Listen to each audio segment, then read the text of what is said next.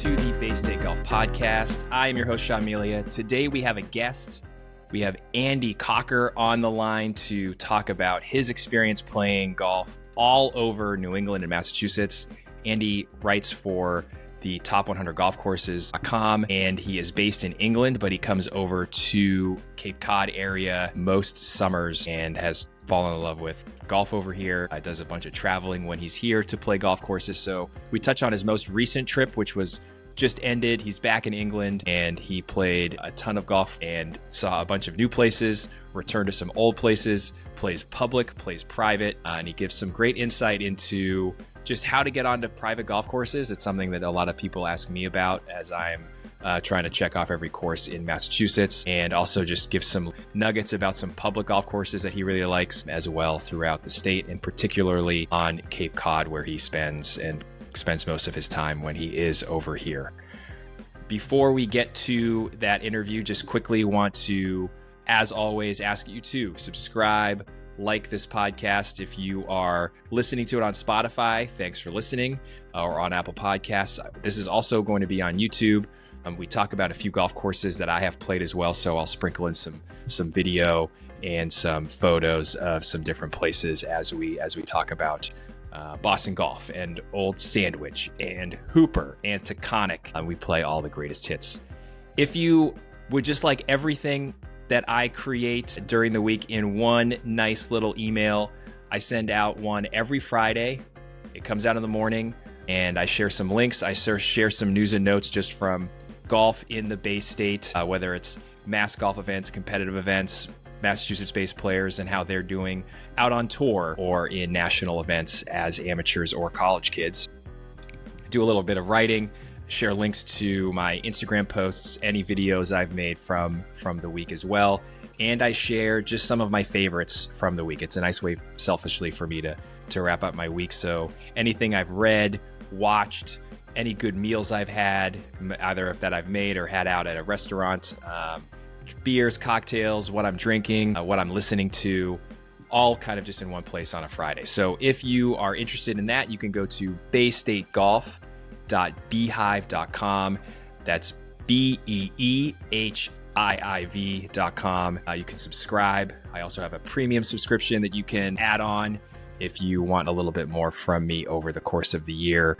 I'm starting to ramp up some of my content that I'm making through Bay State Golf. So if you'd like a little bit more from me, you can also subscribe and just kind of support me as I'm trying to play every course in Massachusetts and just creating stuff for you to learn about golf in this great state of Massachusetts. With that being said, Andy Cocker loves Massachusetts, loves New England, comes over here every year. Let's get to my discussion with Andy about all things golf, how he got into golf, how he got working for Top 100 Golf Courses.com, and all of his adventures in golf in Massachusetts and New England. Want to welcome in Andy Cocker to the Bay State Golf Podcast. Andy, after a trip through New England, you're back home in England. Thanks for joining me today to talk about your adventures playing golf in my neck of the woods. Yeah, and thanks very much, Sean, and good morning to you, obviously, over there. Thanks for inviting me along. I'm delighted to be on this, so it's going to be good. I'm in my coffee hour, and you're just touching your cocktail hour over there. Yeah, absolutely. Come 5 o'clock, that's it. It's free time. And you've been after your trip, you had surgery, so you're kind of holed up and not playing golf right now. How do you kill time when you can't play golf? It's very frustrating, I'll be quite honest. I had the operation to hernia last Thursday, so just about a week on. And the recovery, it takes longer than you think or they tell you. So always. It's just being sensible at the minute, but it's frustrating because clearly I'm used to being out doing golf or doing other things. And I've sort of just got to sit at home at the moment and not do too much. So I did ask, that was one of the first questions I asked the surgeon. I said, right, okay, you've told me when I can drive again, when I can go back to work, etc. When can I play golf? So he did say after 2 weeks, try 2 or 3 holes and see how you go. So I'm gonna follow his advice. 1 week in counting, I'm telling you. Those are doctor orders you can follow for sure. Absolutely. Yeah. So when I landed back from the States, I quickly got a bit of golfing because I needed that fix. Yep. Before potentially a month layoff. So yeah, it won't do me any harm to have a rest. I played a lot of golf this summer. Yeah, which is what I'm excited to talk to you about. I'd love to just hear about your golf origin story. You do official 100 visits and you play a ton of golf. You were just through New England and have been slowly recording and dropping stuff on Instagram, which is kind of how I found you. I thought, oh, this guy's playing a bunch of golf at places I know and places that I would love to play myself. So how did you get into the game in general? Take me back to the start. Yeah, so I've been playing golf 13 years now. So I always played tennis and football or soccer, as you call it in the States. So those were the two games I played. I played badminton and squash and that, but I was never interested in golf at all. Not vaguely. I'd go on a pitch and putt, and I'd go on like a mini golf, crazy golf. But tennis was the thing I really enjoyed, and then I ended up getting my knee dislocated playing soccer. And as a result of that and several operations, long story short, it just meant I couldn't play football anymore. And to be honest, at tennis, once people know you've got a weakness, they play on it. They just drop the ball over the net. I'd run in, my knee had collapsed, so of course they just do it all the more. I've always played sport, whether I've played well or not. I've always tried to be competitive at whatever level.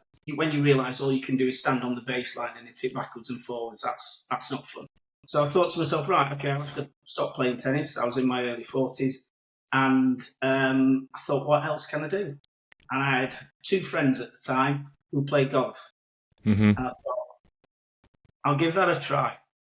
And I remember so I played at the very, very end of 2010, then left it for about 6 months because it was so bad. But I remember my first round of golf. It was on a par 68, quite a short course in Sheffield where I live. And I shot 120, I think it was 26 or 127. So it was awful. But the one thing I could do was putt. Probably from playing so much mini golf, I just knew I'd be putting was good. And so I was like taking 10 or 11 to a hole and then walking off with a one putt. I thought, oh, that bit's okay. Yeah. So that's what made me go back. And then once you've got that, once you start working on it and improving it. So sort of 2011 was the first year when I really sort of started to take it up a bit more seriously. Yeah. And now you're, sorry, go ahead. No, and so, yeah, just over the years, I've even before getting involved with top 100 golf courses, I've always had an interest in playing different courses. You meet people, I'm sure you do as well, where they just play the same course every day. Whether that's to get the money's worth or whatever, I don't know, but they don't. Whereas for me, yes, I have a home course I play at quite a lot, but I love playing elsewhere and always have done. It was just from playing elsewhere, and as you play more courses, you realise the difference in quality in architectural design, etc. And I was trying to find better and better courses. And so I stumbled across at the time, 5 years ago, say, the top100golfcourses.com website. Yeah. And of course, it's got rankings, not just in England, but in the US, everywhere. And I thought, right, okay. And I probably have a little bit of OCD. I like to write stuff. I quite like writing reviews, having lists, you name it. So the idea of going and playing a course which, in theory was better than me just doing a random pick, and the chance to write a review, I thought, oh, that'll be really good. So that's how I got involved with Top 100. They just contacted me. I'd got Review of the Month once for a review on Ganton. They used to do that. I don't think they do it anymore, but they used to publish a Review of the Month out of everybody's, and I'd got one for Ganton. So at some stage, I think, Sean, they must have thought, he seems to know what he's on about from what I know. And then they reached out to me a couple of years ago and said, get involved, on a rankings, with the rankings at county level in England, so like at state level in the US. And then it's just progressed from there. So, I do I do county rankings for quite a lot of. So you mentioned when we were chatting pre-recording about Sheffield and Leeds, which is obviously in the county of Yorkshire. So I sort of head up the panel for Yorkshire and for Durham and Northumberland, and I do a variety of counties in the Midlands. And then I'm also on the England panel now. I've played enough golf courses in the top 100 in England to be on the panel for that, and also on the panel for the UK and Ireland. So that's just been a gradual, progression. I might even be asking them if they can put me on the panel for maths if I keep playing, of course. You've got a good collection of them. Yeah, I've played enough, I think, to have a good idea what's good and not so. But so that's how I've got involved. And it's, I really enjoy doing it with them. It's a great team. It's actually an American who owns it now. It was set up by a Britishman 20 years ago. It's American, and his co-investors who own it now, a gentleman called David Davis.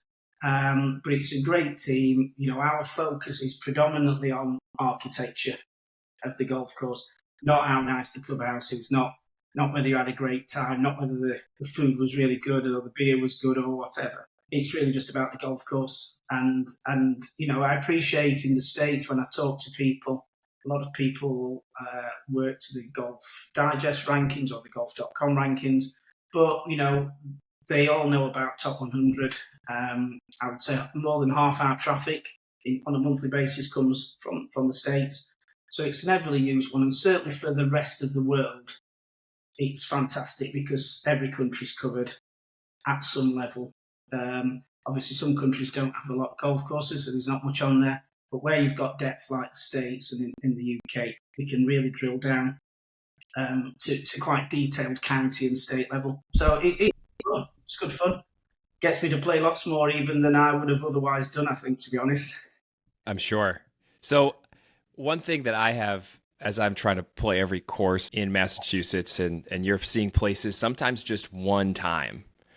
What for you are kind of like you said, I try to not worry about those bits of experience that can maybe charm you in a certain way. That's like, oh, the clubhouse is very nice, or the facilities are awesome, or the range is outstanding. And I'm just trying to focus like on the golf course, but I also know I'm only there one time.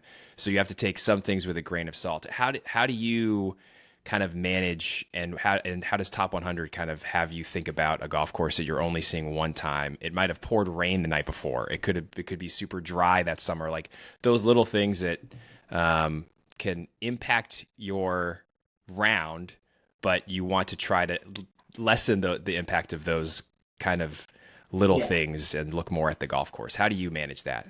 It's a really good question, and it's difficult. You'll know then, Sean. It's difficult to do because we try and be as objective as we can, and that's what I try and pride myself on. But we're all individuals, so we all have got inbuilt personal preferences around either style of golf courses or type of golf course, etc. So, I certainly, when I go and play, I don't ever let my game impact the golf course. I do have that ability to keep them two separate. There's so many people I know where they'll play the course, which I know is amazing design, and they've got, oh, that was terrible. And then you say to them, okay, what was your round? And they shot 25 over, and they're a 5 handicap, and you're like, I had a terrible round. Well, no, that don't mean the golf course is bad, it just means you had a bad round. So I think that's a key thing for me, is separating the two.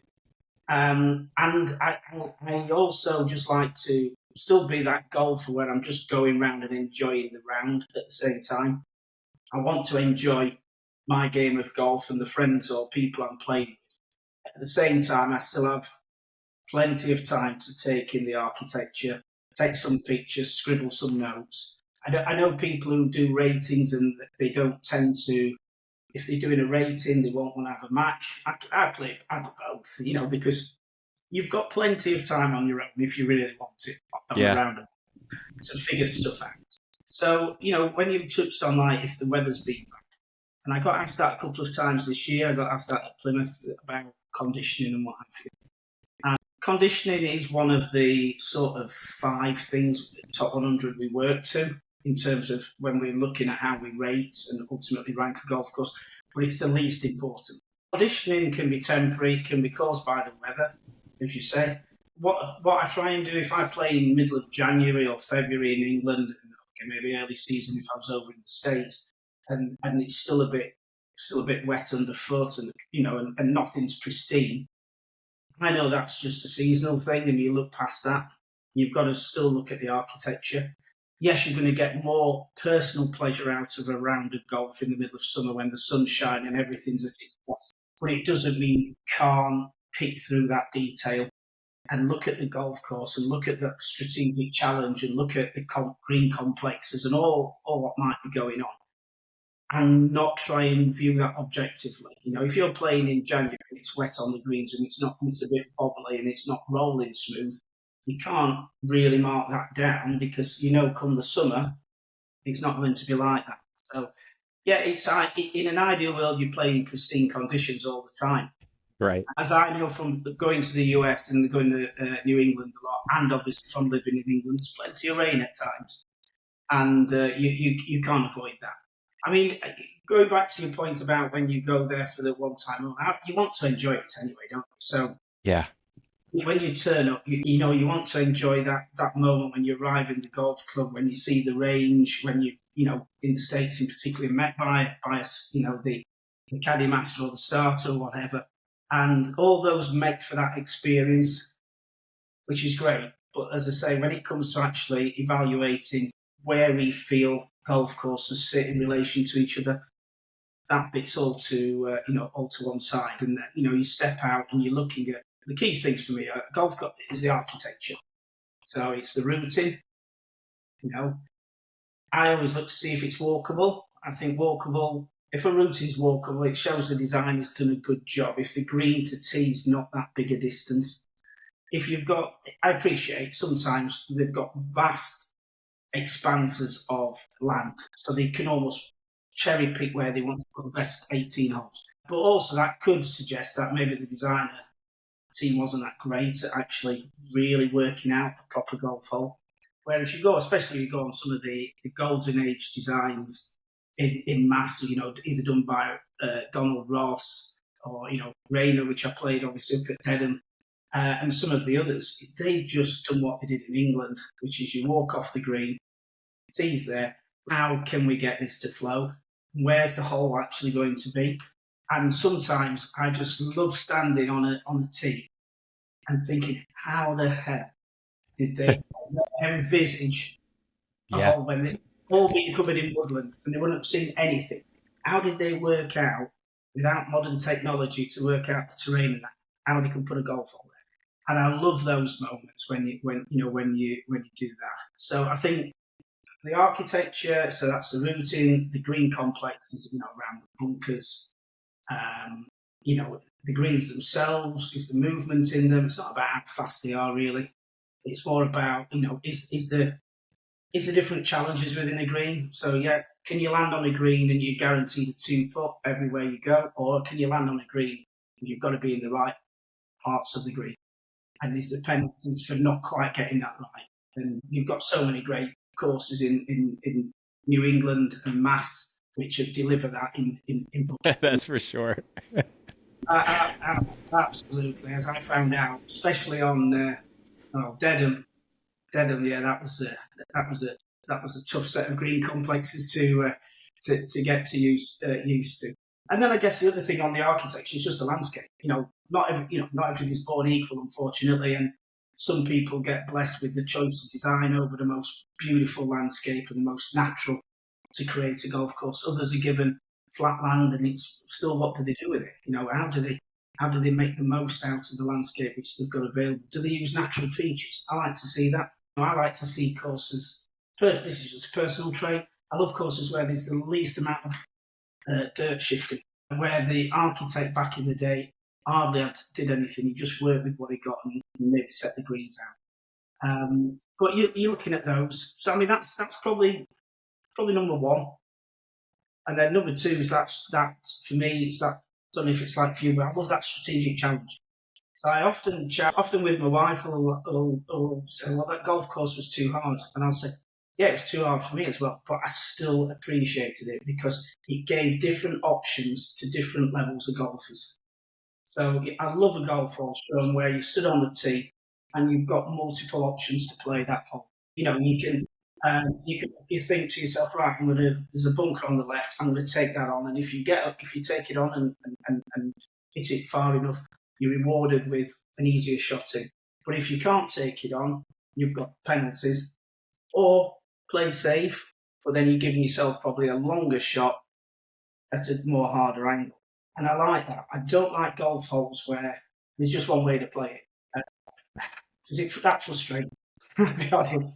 Because I just think that's a lack of creativity, generally speaking, by the architect and people who envisage the golf course in the first place. That they just haven't thought, we'll get on it later, but water. I'll come back to that later. Water, I like and I dislike it.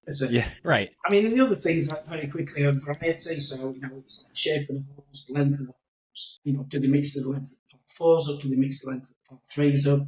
Love to see it variety. I hate to see a golf course with 4 par threes and they're all 200 yards long. It's like, yep. Just give us something different. Make us use different clubs. And so that the wind direction.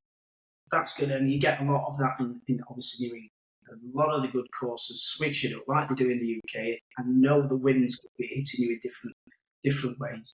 And then, as I say, we've touched on consistency, and then there's just the course and land management, which is the conditioning part. We that's really down to, are they looking after it well, and or are they just letting it, if it's deteriorating a bit, are they not actually doing anything to sort that out? But yeah, I mean, I think, on consistency, all I'd say is like, I've yet to stand on a golf course. Please tell me if there is one, because I'll fly straight there. Where I've thought, wow, on every hole of the 18. I've yet to find. And I've played some fantastic golf courses. Royal County Down, I played last year, in Northern Ireland, and that's up in the world's top 3, depending upon what ranking list you. And there's still 2 holes, and you're like, and golf courses just can't. I don't think they can deliver just 18 wows. But the skill is, how do they put the less interesting holes in amongst the flow of the more exciting ones? How do they get it all to stick together? And especially over in the UK on links courses, often the first hole and the 18th are what we might call like connector holes. They're just getting you either out to the good stuff and back from the good stuff, to a point where they could have actually built a clubhouse. But there's still a skill in how you just make all that work. So sorry, a bit of a long answer, apologies, but that's sort of the 5 key areas, which top100golfcourses.com will look at, but I then look at when I'm playing any course, even if I'm doing it as a ranking course or not, I'm still looking for those sorts of criteria as to whether I think that makes an exciting or interesting or varied golf course or not. Yeah, the your point about variations of tee shots is something I feel a lot too. I love standing on a tee box with 2 or 3 other guys and trying to figure out, like, okay, how can you play this hole?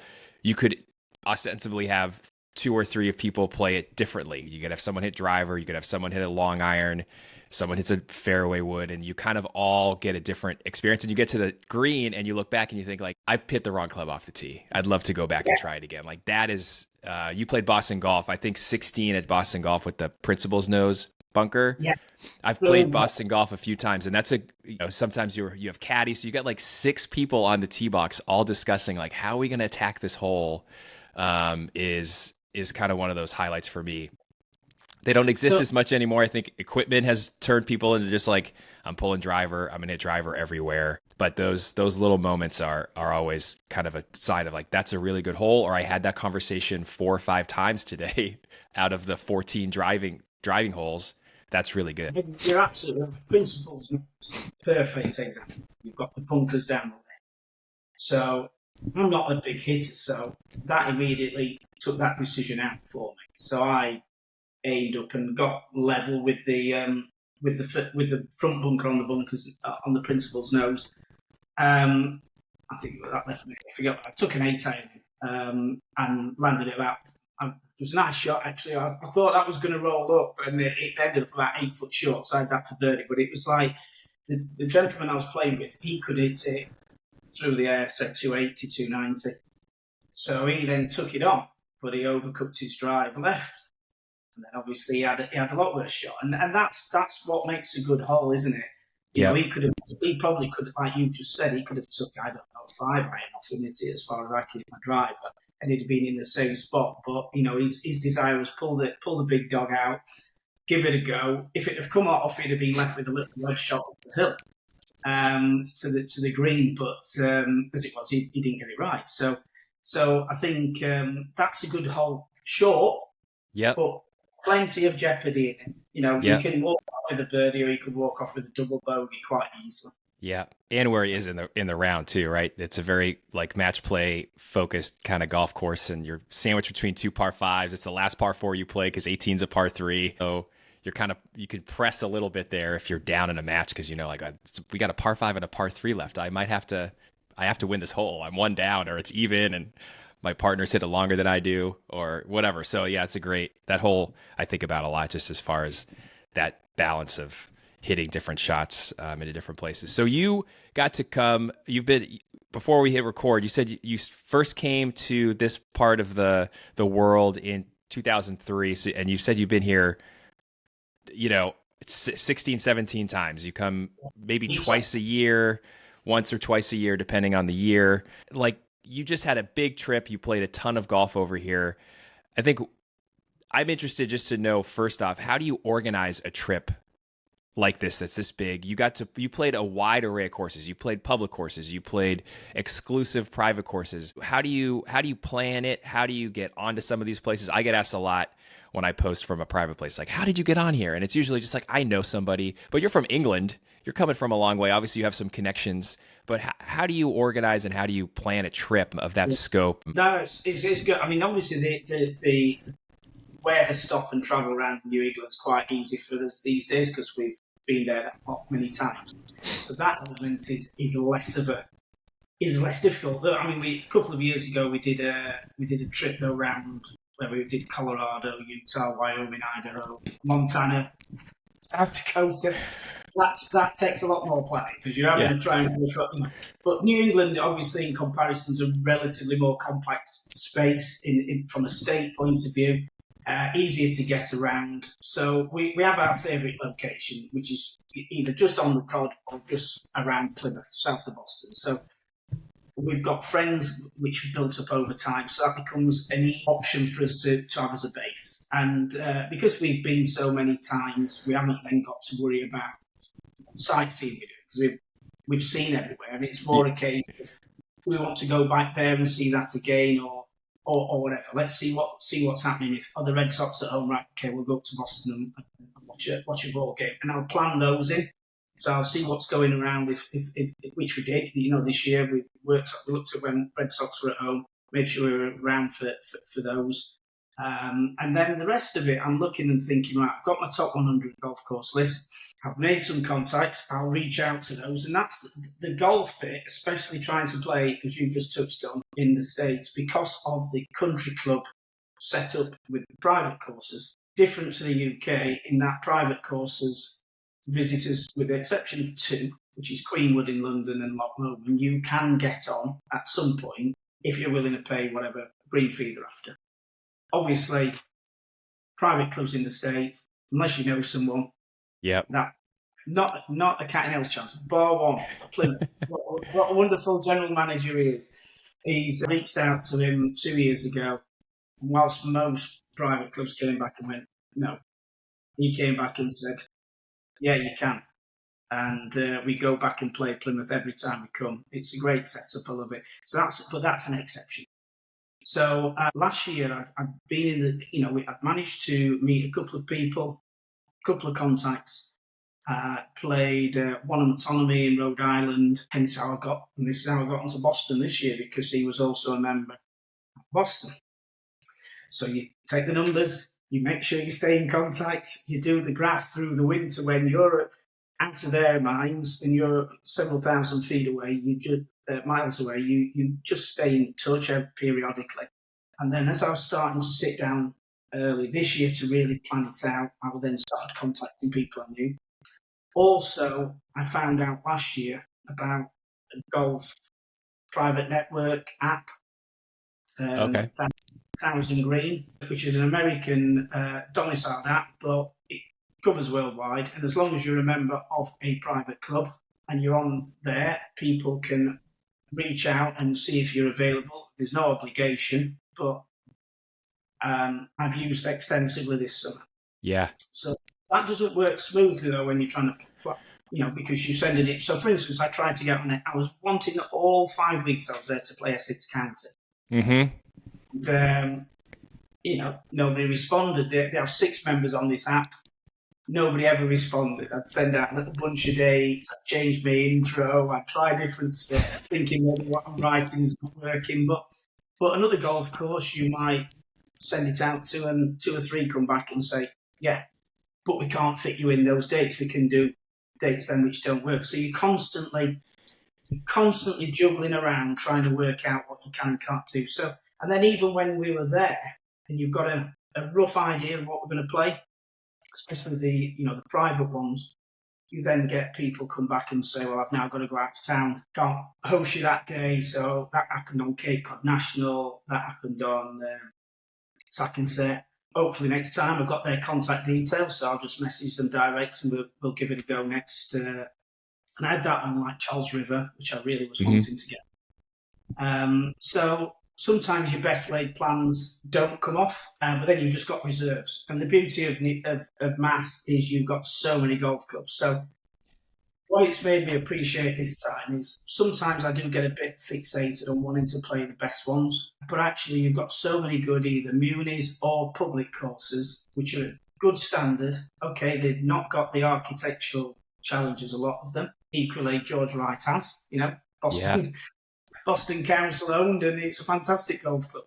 And so you've got those in reserve, and you know you can get on those. So when certain plans didn't quite come off, we'd suddenly switch and, I went and played Cranberry Valley as an example, or Falmouth, we squoze in pretty much at the end, and played Quashnet, which I hadn't got on my radar to play this time. Suddenly fitted it in because they couldn't fit us elsewhere.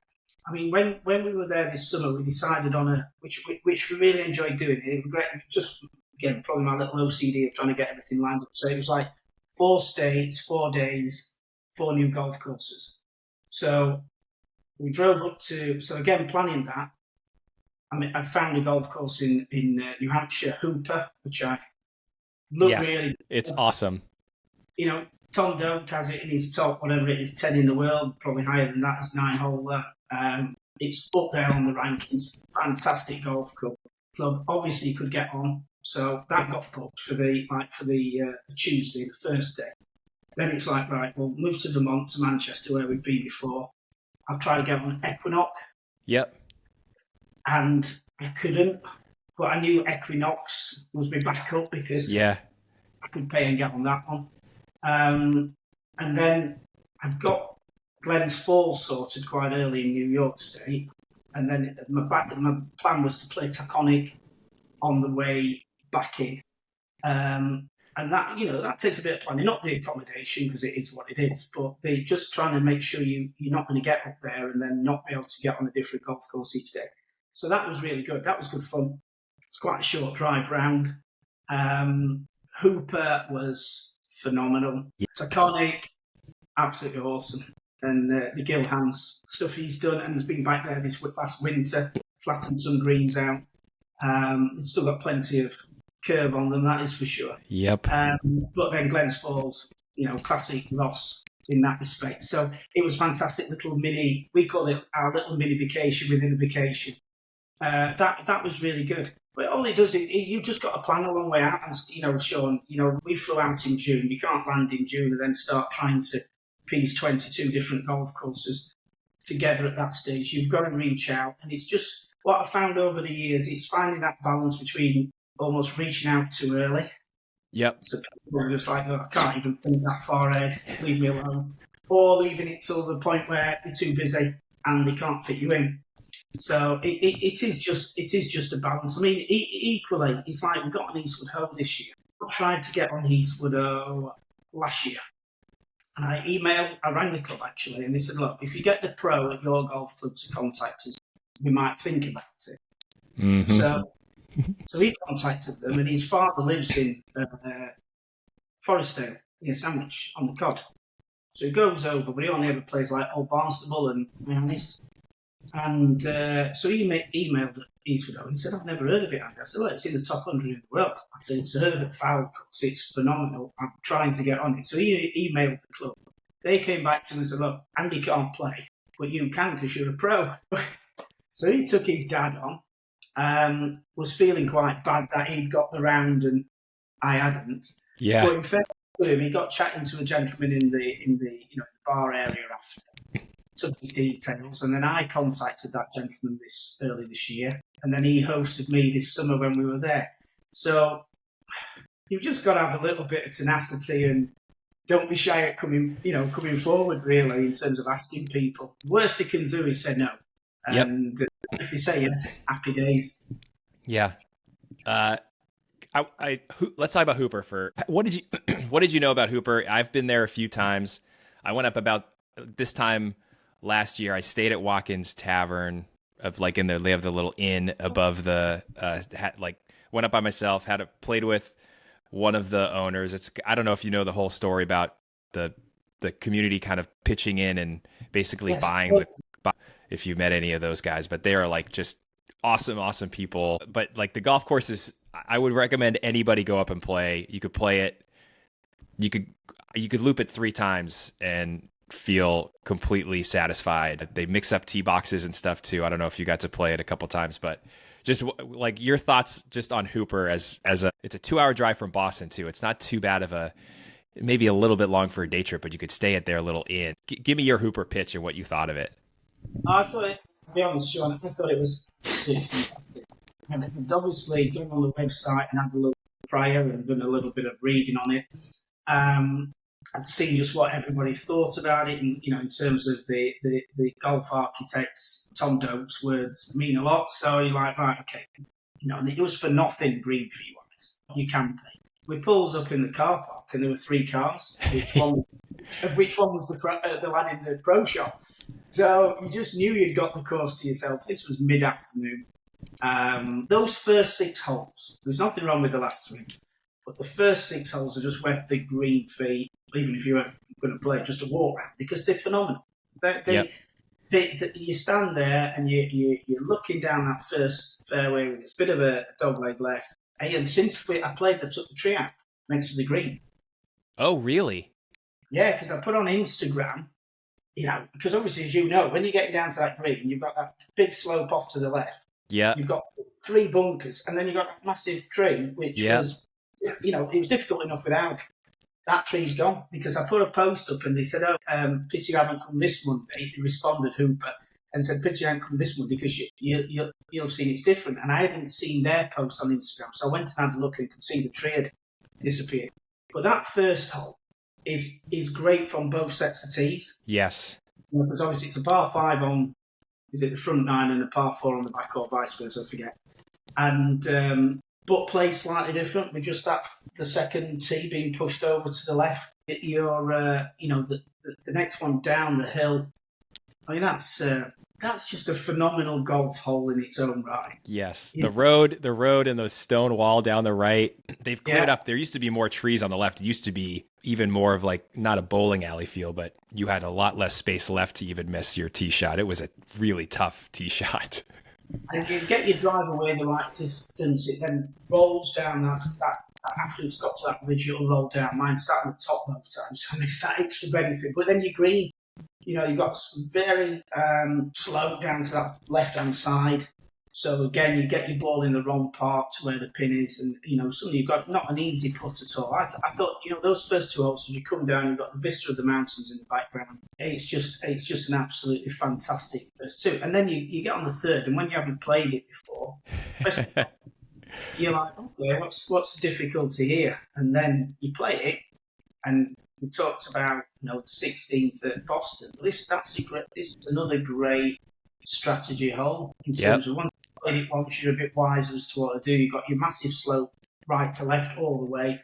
You've got severe bunkering, which is quite easily to reach, obviously, for a reasonable hitter off the tee if they didn't know when they took driver. And then you've got an absolutely wicked green once you're on it with a ridge in it. So, and then it just keeps going. The fourth, I must admit, the par three. I was trying to work out if they'd have lowered the grass cut a little bit lower. I reckon you'd have had an almost impossible pin placement on that hole. Oh yeah, because the false front there, everything. And I know they've got like a little plateau at the top where you think maybe they could put one there, but it's like, how the heck would you get it to stop on the way up? Or, I mean, they put the pin when we played it in the bottom left, so just tucked behind the bunker, but with the false front. And the first time I hit the green, but the second time I went just right of it, so I chipped onto the green, but then obviously it just comes around, rolls off, play down slope. What a green! And the fifth is that's a good blind par five. You hit it up over and hit it up and over again. And the sixth, another quality par three straight back. Good length, different from the first one. As I said, there's nothing wrong with 7, 8, but they're just they've done a little bit away from the more undulating land and probably therefore a tad less interesting. But the ninth is another good hole. Mm-hmm. So, whether you're finishing around after 9 or you're going to go back out, which we did straight away, we just looped straight round and tried to learn from the experience of the first. But I'd advocate anybody who doesn't mind driving a little bit of distance from Boston area, and we drove up from Plymouth, so that took us 3 hours, I think, from just south of Plymouth, and obviously we stayed over, but if someone had said, get your backside out of bed, drive up, play that, come back down in the day, I'd quite happily do it. Yep, I've done that too. The Golfers Journal had an event up there the first time I played, and that's me and my buddy were up at 6 a.m. and we were up there for a shotgun start, and we played 27 holes, and we were home, at 10 o'clock at night. But it was a full day, but it's worth the drive. And the other one you mentioned that people ask me when I play with them, and I tell them I'm trying to play every course, and they ask, what's your favorite? And I've got a lot of favorites. There's different ways to think about favorites, but Taconic is always in the list of places that I recommend people go play. It's enough public that you can call the pro shop and get a tee time. You don't need an app or networking. You can just call and pay $200 to play. If you know a member, it's far cheaper. I love that place. I love the setting. If it was closer to Boston, I think it would get more credit. It's hosting the Mass Women's Open next week, so you probably saw it in pretty good condition as they're getting ready to host that tournament. It's awesome. If a summer goes by and I don't play it, I feel like it's a little bit of a lost summer. It's just an awesome place. I get that. I thought that Williamstown is really nice anyway. That part of Massachusetts, is not that visited. Obviously, it's in the quieter sort of little corner up there towards New York and Vermont. I thought the course was fantastic, and we were going to get hosted, and then he realised it was his wedding day, so he was going to host it. And then he messaged me and said, I just realised the day we haven't been home, I'm getting married, but I'll just sort it so you can come on. So we just paid publicly because we're unaccompanied. But we just paired up with, there was a single gentleman going out who'd been there, a member for a number of years. So it was really good to walk around with him because he obviously could tell me a little bit more about it. But yeah, what a phenomenal golf course that is. It is. And the Gil Hans, I haven't seen it prior to Gil doing his restoration project, but then he was pointing out, I think it's 6 greens he worked on over last winter, which they'd obviously got bedded in. And it was mainly just taking some of the more severe runs off, flattening it, so you've got a bit more chance on some of the holes, I think, in terms of landing it and holding it. But, you've got your fescue grass or native grass, whatever you call it, and that just sets it. You still, I forget, you sit up on the 14th and you're looking down across the entire property. 15. 14, 15, that high point there is awesome. Well, you've got the town in the background, and it was a beautiful sunny afternoon, but the cloud was getting quite dark in the distance, so you've got all the fescue just looking golden. You're finding all different fairways. Absolutely fantastic golf course there. Yeah, that back 9 is like every hole is hard, and it will make you think. It's probably one of the tougher back nines I would say in the state. Just if you played from the tips, those closing par fours are really hard. 17 is a really hard par three. Yeah, I always tell people, just go call 5 days in advance. You can go make a tee time. You can stay out there. There's other golf out there you could play. It's the best. Yeah, and I think whilst green fees are generally a little bit higher than say in the UK, $200, whatever that is, about £160. That's decent money. There's courses I play in England which cost more, and I would rather be at Taconic. There's no doubt about it. But equally, Taconic's amazing. I look at Eastwood Ho, and I'm just like, I'm just thinking, because I was thinking ahead of the podcast, if I had my favourite outer, I've played 46 different courses in Mass now, and others in around the area, and Eastwood Ho has to be my number one. Yeah, it has. Yeah, you know what? I love Kitansa. I absolutely love it. So you're a water guy. It sounds like you like the water views a little bit as a Midlander. We live in England, but the coast is never that far away, if you know what I mean. Yes, I live in Sheffield, but the nearest coast is 70 miles, say something like that. But my favourite type of golf on the whole in England and the UK is links, and then Heathland. Come back to that because Boston's not that dissimilar to a Heathland course, and Old Sandwich isn't. And then, my least favourite type of golf, as a general thing, is what we call parkland. So you're tree lined up and down sort of thing. No, Taconic is phenomenal. Plymouth, I absolutely love. Yeah. I just love Ross's design there. I think that's what bowls me over. Not just the friendliness of the general manager who lets us play it, which makes a big difference, but the course itself, I absolutely love. Boston, wow, that's a proper members club in terms of just how it's run and how they focus.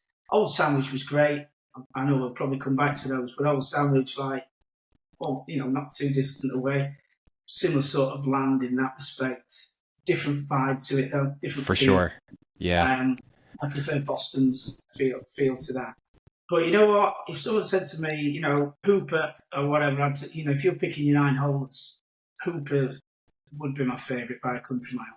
Close, I have 2 others which I really love playing. Highland Links. Yes. Truro. Oh my God. The USA only has, depends on which list you look at, only has 4, what the Links Association classes proper links golf courses. 3 of them are at Bandon, probably 4 there now. And the other one is Highland Links. Yeah. It's the only one on the East Coast. What a great golf. You could put that in England, on the coast in England. That is just so English. And the other one I love is Marion, a little 9-hole down near Kitansa. Yeah. What a great little 9-hole that is. I'm all for those. This year we've discovered executive courses a bit more. So we don't really have that. But they're good for 10, 12 par 3s, and it's good for your short game. It's good for your ego. If you roll a few birdies in, you're like, oh my goodness, I've got this. A little time sensitive, right? Golf's a little quicker. You get to your...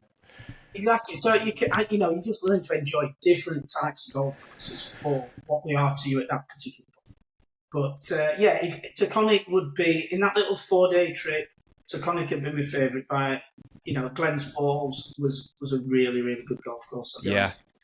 Equinox. Next time I'm back, I need to play Equinox.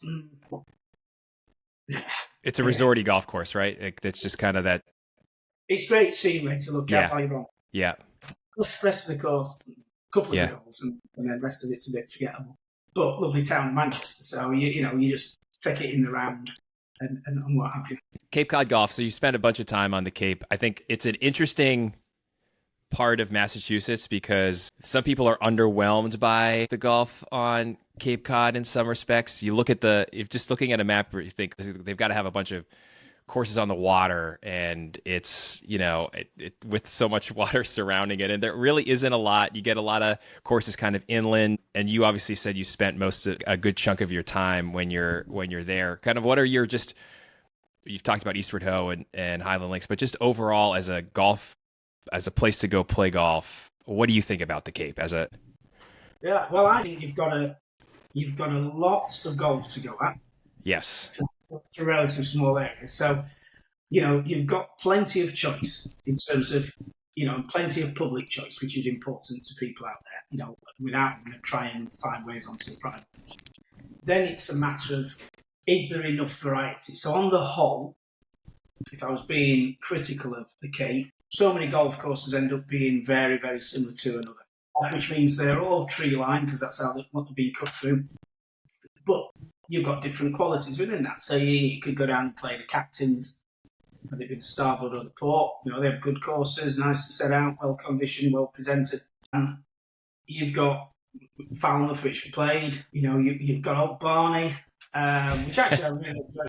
I've never played there. Everyone says they put it on the short list of places to go play on the Cape. Say, it's interesting because I put a post up on Falmouth the other day, and somebody had come back and said, "Well, that's interesting because we find the least interesting of all the Cape," and we got in a little bit of dialogue.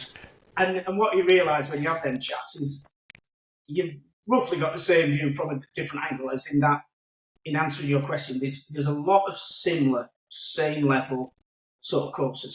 And then really what makes one stand out against the other is often comes down to the thing which I like to look at least, but this condition and how it's looked after. So I played Sandwich Hollows this time, and that was the very, very first course I played on the Cape in 2013. Okay.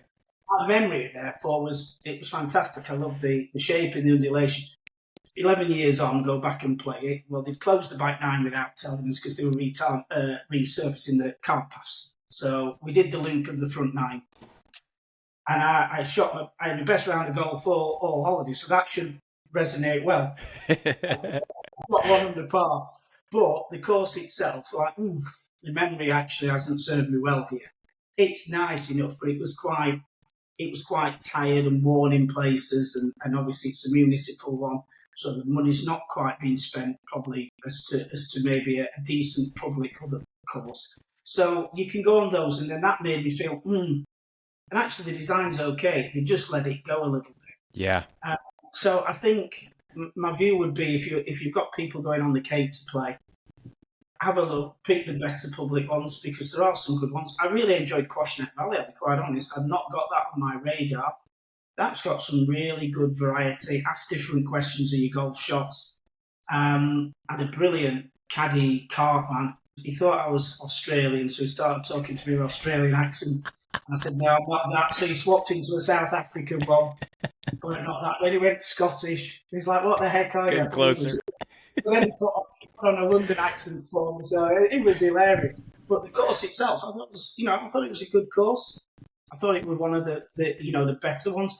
The ones, it's a slight diversion, but the slightly better courses are just over the bridge, Sagamore or Bourne, as in at Waverley Oaks or Crosswinds or whatever.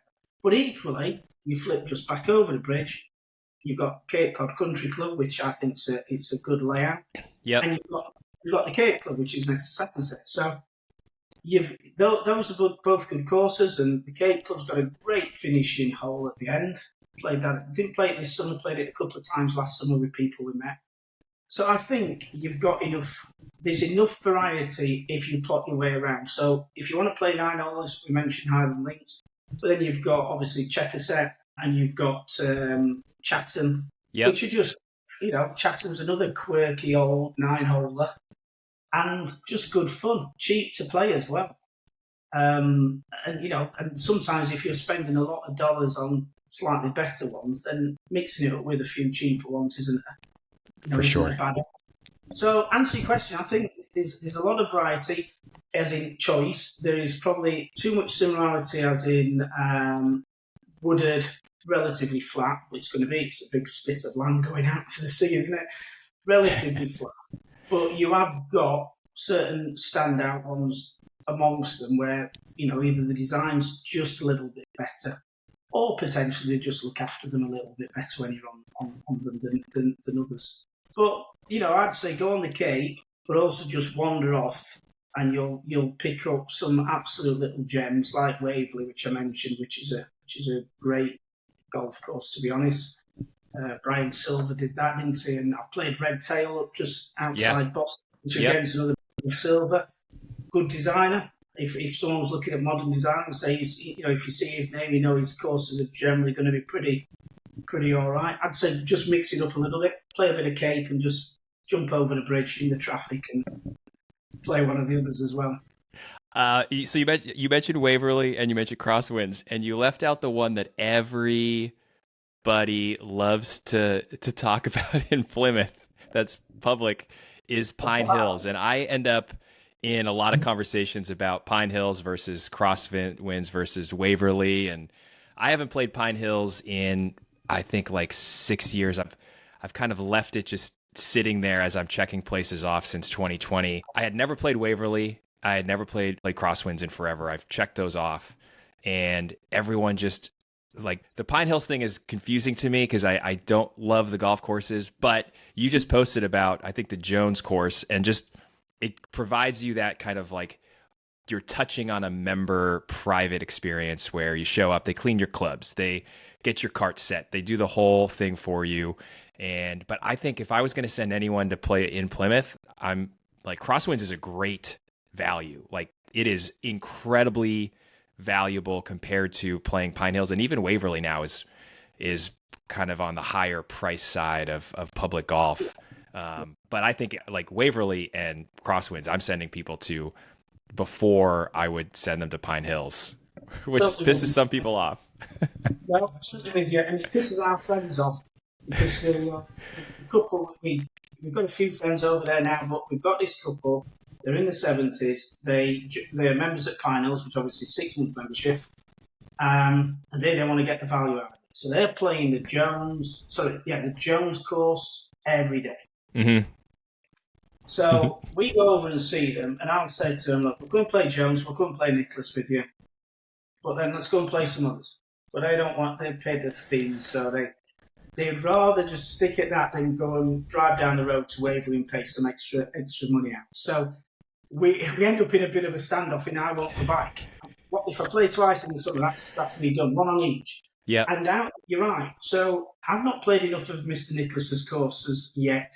I've only played about 7 around different parts of the world, some in England, South Africa. I've yet to play a good one. So I'm putting this, will cause people to be annoyed who think the Golden Bear's everything when it comes to design. He likes wide fairways, bunkering, which you might as well not have because it's that shallow, you just straight out of it on the thing. And he relies heavily on water. I get that. He seems to shove water in his courses to make it hard. I think there's lots of ways you can make a golf course hard without just putting a forced carry somewhere in front of it. So I've always found the Nicholas course at Pine Hills pretty average. Mm-hmm. The greens are okay. I'll give you that. The greens, I think, where he makes up for what I would class as a relatively bland design wherever I've played it. His green complex is not bad. The Jones, I think, is the better of the 2 designs at Pine Hills. But if I play it once or summer, that's still plenty. Yeah. There are so many better courses. It's $150 to play. So that's as much, if you can find to be a member's guest somewhere, you're going to be paying that. Even at Boston, you're only paying $150 if you can find someone. So I'd say put some effort in, find people, rather than paying $150 to Pine Hills. And you're right, you pull up, the clubhouse is great, the atmosphere around the clubhouse is good, it feels like a country club. It doesn't treat its members like a country club, that is for sure, because obviously the people we know, they get told, no, it's shut for 5 days because we're hosting corporate, you can't play. So they don't get treated well. But when you arrive as a guest, they take you, they take your bike, they take it round to the range. The range is fantastic. Yep. Grass range, free balls. This is what you want to see on a golf course. The putting greens are great. The chipping greens are great. Obviously, it's not walkable. If you try walking that in, you've got some big racks between it's a 9-mile. Yeah, between the greens and the tees. So the experience is how it feels, polished, is good. But the golf course designs, I'd have the Nicholas at the bottom of the 2. I'd have Jones better, just because I think there was a little bit more strategy required on some of his holes. But if someone said play those or play Crosswinds, I'd say Crosswinds. Yeah. And you've got a choice of 27 holes at Crosswinds. So you've actually got nearly as many options for a cheaper price. I'd equally say go and play Waverley Oak because I don't know what Waverley Oaks is. It's a bit flashy when I played it But I just think that was a lot better design and golf course than Pine Hills. But yeah, Pine Hills, it's that community, well, it's that village, isn't it? And all the houses. I mean, I'm not a big fan of houses around golf courses. We don't really have them in the UK as such. But I understand when someone's building golf courses, this is how they're going to make the money by selling them. And as long as they're not obtrusive and they're not really at Pine Hills, you can see them, but they're not in your face. Yeah, for sure. And we enjoy going and playing there because we're catching up with friends. If they weren't friends and said, "Shall we go and meet and play at Pine Hills?" I said, "No, let's pass and find somewhere else." Yeah. All right. Well, there it is. There's the final words on Plymouth Golf. The last thing, just wanted to chat with you about. There's a lot on the table here, and you said you're going to be back next summer, so I'd love to get out and play. But you got to play Boston Golf, and you played Old Sandwich. This is going to annoy some of my Plymouth Country Club friends. I am actually buddies with the historian there, and he always talks about Old Sandwich versus Plymouth, and walking across the street and playing Plymouth instead of Old Sandwich, and he loves Plymouth Country Club, and I do too. It's great, but I think the natural comparison always falls to Boston Golf and Old Sandwich. Just in this area, they're the two kind of newer courses, the newest. You've got a Hans design, you got Core Crenshaw, so they just kind of naturally end up being compared a little bit. You loved Boston Golf. Absolutely, yeah. I loved Boston Golf over Old Sandwich, and I'd had a great time at Old Sandwich. I thought Old Sandwich was absolute class, but everything's always relative to you. It's all you have to put it in proportion, don't you? So I thought it was brilliant, but the member who took me on Old Sandwich, who was also a member at Eastwood, and said he knew I was playing there next day. He says, "I'll be surprised if you think Old Sandwich is better than Eastwood." That's way above. That's what happens. You go somewhere, you think it's amazing, then you go somewhere else and go, okay, now it's all in a bit of perspective. So comparing Boston to Old Sandwich, great feeling as you drive it. I also love the fact that the first hole's away from the clubhouse, and I had no idea where it was until you start crossing the pond. Beautifully done, beautifully crafted out of natural terrain with not too much earth shifting. If everything, apart from on that first and what becomes the edge of the 18th green, had feelings. Especially let me get the numbers right. Is it the 8th where you've got the island, the little sandy island green? Yeah. So they have, it's reminiscent of other places, and what my host was talking about, Pine Valley on a couple of holes. I could see a Surrey Heathland feel to it, not quite Sunningdale, but obviously in the States you don't tend to have heather. The lovely little purple stuff we get coming out this time of year. You have your bracken and your ferns, but if heather was on that course, you'd think, oh right, this just fitted in that Surrey belt around London. It's a proper Heathlandy feeling golf course, and I thought, yeah, it's good, but it didn't quite, apart from say the 8th, it didn't quite leave me with long-lasting memories of a lot of the different holes, which I judge a golf course by. I mean, I have one of them memories where I can, you asked me to talk through 18 sandwich holes, I'd talk you through, but I'd have to work on it a little bit, get them back in order. Boston was different.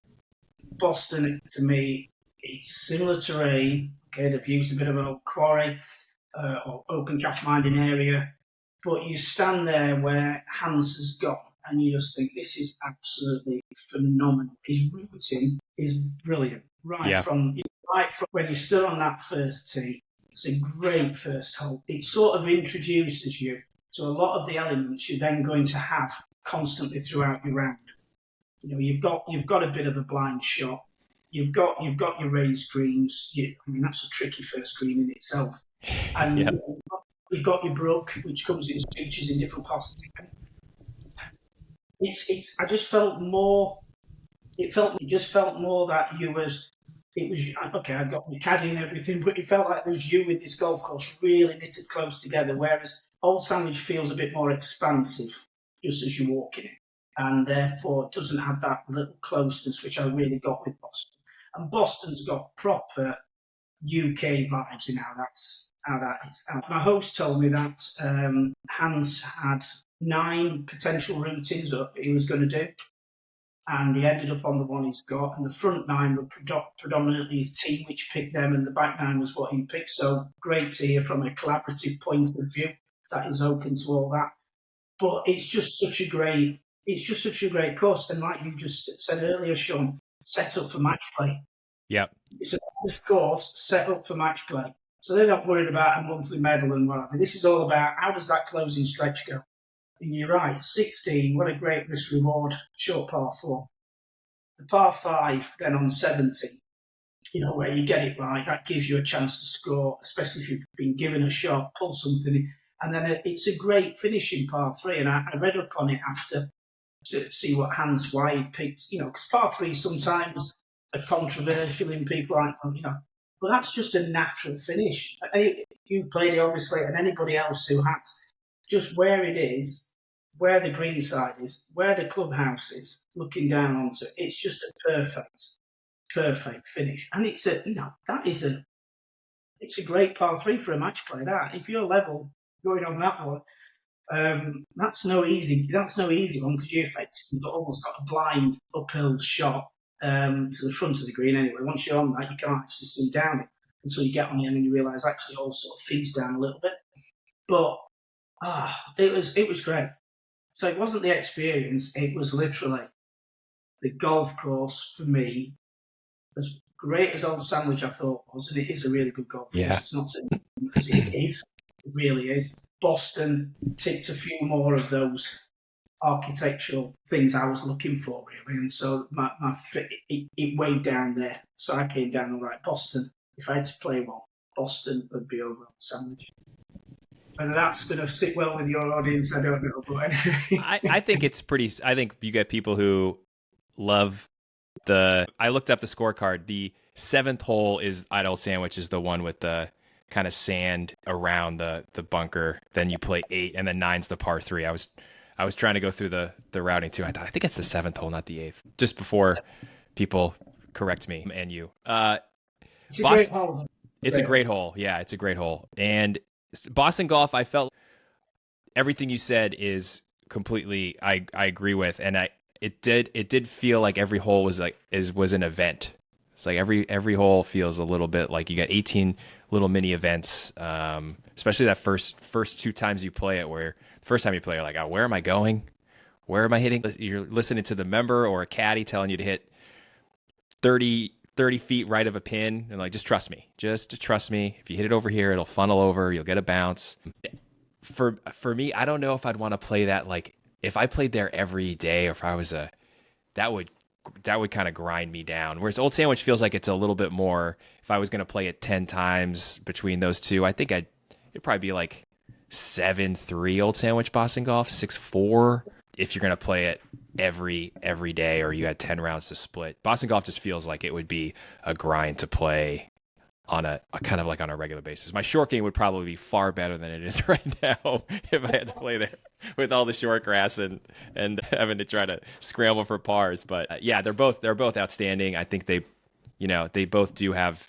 They're so different, which I think makes them great too. When you have 2 courses like that in kind of close proximity, in a state that's not getting a lot of new golf courses. We haven't had a new one in a decade, and we're getting a new one in a couple months. Core Crenshaw's building a new course at the International, but that's also a reimagining. It's not from scratch. So I think that's why those 2 places also kind of get compared right now, is they're kind of the new guys in.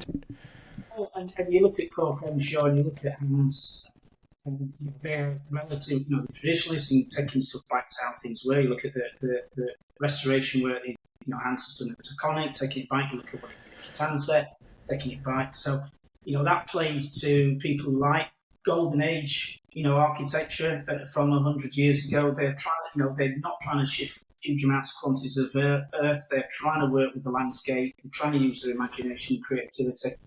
And I think that's resonating really well with the public as well. They are the golden boys, I guess, along with Doak and what have you, in terms of that sort of style of design, and gone are the bad design styles of the 70s and 80s, thank goodness, for a while anyway. Yeah. It tends to come round, so maybe at some point. But I just think, I'm with you. I think I would split them up. I won't play Boston 10 times and not Old Sandwich, because that's disrespectful to Old Sandwich, because that's a great golf course. I would either 5 and 5, 6-4. But what I would do if it was only every 10 rounds, I'd make sure my first one was at Boston, and I'd make sure my last one was at Boston as well, and I'd sandwich the others somehow in the middle. Oh, I like that. That's a good way to think about it. Like a 4-4 with bookends at Boston. Yeah, I'd want to bookend it at Boston, and unfortunately, you're not letting me chuck Plymouth in for your friends, but I love Plymouth, so Plymouth isn't Boston. As much as I love that design, it isn't. But I would keep going back and playing Plymouth every time I'm there. And the one which out of the 22 I played this year, where I walked off the 18th and just thought I could be a member here, was Kitansa. Just that feel as I went round. So that would be my member's choice. Boston, you might find if you play there every day, you just get a bit demoralised. If it's going to punish your bad shots without a doubt. You're going to have to be on form. Yeah. And but again, I felt that next time I play there, I've got a better sense of strategy, and I'll be able to pick some spots a bit better than maybe I did, this last time. But all in all, it's been a fantastic 5 weeks of mass and a bit of extra New England golf. Sure. Yeah. What's last question before we let you go? You've been kind enough with your time here. Just you mentioned Essex as one you haven't played yet. What are some other ones just in your mind that you have that you'd love to play? So after this, if you've got contact, use them before next year. So Essex, I'm trying to get on myopia, but I get told. So what I did on my 1,000 greens, I was more into polo. Thought, see if that would work. You're a horse guy, yeah. Yeah, pretend I am if it gets me on. Well, as a tennis guy, Essex has grass courts. That's another, a rarity around here. I'll try that for next time. The first one is golf second. I want to get on Brookline, and I believe I've got a potential couple of contacts who might help me get there. So those on the list, but also on the Cape, I want to get on Cape Cod National. I want to play Riano, which I thought I was going to get on this time. Second, Oyster Harbours, I've got just ticked. Hyannisport is a definite one I want to do. And then next year, I think we're going to go back onto either Martha's Vineyard and Nantucket and try and get on the couple of public ones which are there and play those. But yeah, Charles River stays on the list because I failed this time. And and as I say, ideally, I try and get some round Boston itself. And then obviously we get some round in that stretch down to the Cod, and then try and pick some more. But there's plenty still to go at. As I say, I use my top 100 list, and if I've got if that's I will keep ticking those off. I'm not chasing that as such, sure. But that gives me a lot of good guidance as to where I play, and I'm thankful that even from the ones I've played so many in the top 10. With Eastwood and Boston and Old Sandwich, and then stuff that's just outside like Taconic and Tedesco and stuff like that, and Plymouth. I've played a lot of good courses in Mass, and I'm going to, for as long as I can fly over the pond, I'll keep doing so. I'm going to add 2 to your list that are near and dear to my heart, that are private, that you should absolutely try to go play. Concord Country Club, which is these are both Ross's. Concord is incredible. Underrated. It's kind of slowly climbing the top 20 in Mass rankings and whatnot, but it is. I got to play there 3 times last week, and I played in a 4-ball with a buddy, and you were talking just about like how interesting places change over time with the wind, and playing there 3 times within like 30 hours, being exhausted doing it, but you're just hitting different shots every time you're playing every hole. And you're like, you could be standing in the same spot in the fairway, but hitting a club shorter, a club longer because of the wind or the time of day or whatever else. So Concord is great. And then Worcester Country Club, which just had Gil Hance came in and did a ton of work at Worcester. Awesome. And hosted the first Ryder Cup, tons of history there, and is outstanding golf course too. So I would put those 2 on your list as well as ones to go play and see for sure. What do you think to Whitingsville? Because that's obviously a 9-hole. That's a 9-holer. I have never played there, but I've heard it's awesome. I've played golf with members there who love it. Love the fact that it's just a 9-hole golf course club. They get to play their golf. The membership, it's a pretty great deal. It's a little off the beaten path just to kind of get to as far as where it is in Central Mass, but people love it. I'm looking forward to playing it. kind of as at some point, but it's another one worth seeing. You could go play Worcester and Whitensville in a day. While you were just saying, because we've got Worcester ranked at number 18. Yep. In maths, so that's I'm still scrolling to get to Concord because I know it's on the list somewhere. But that's good to have, and especially if the Ross or Hans had dealings with them. That's probably my favourite thing is playing a Ross course. I thoroughly enjoy playing the one and only Rayner course you have in maths. At Dedham, great template design. Good, that was because I'd only played one Rayner before, which was. One Autonomy, which actually has two original Rayner holes left, so it's like the least Rayner of Rayners, I suppose. Yeah. Dedham was good, but Ross, I just love the Ross course. I just love how he just envisaged stuff again, like we were saying earlier. So I'll put those on the list as well. I'll come and play with you next year because for sure. So I'm going to have time to kill. Yeah. So we've got Concord in 47. I was just. Yeah, it's great. It's really good. All right. Well, Andy, this was a pleasure. Thanks for hopping on and spending some time as you recoup after surgery, talking about golf instead of playing it a little. Maybe it feels like you played 9 holes. Just get a little bit of conversation, right? All right. Well, absolute pleasure, Sean. Thank you for asking me. And it's been good fun. So thank you very much. Thank you. Enjoy. Good luck to your Sheffield Wednesday Owls this season. And thanks, Andy. Take care. Cheers, Sean.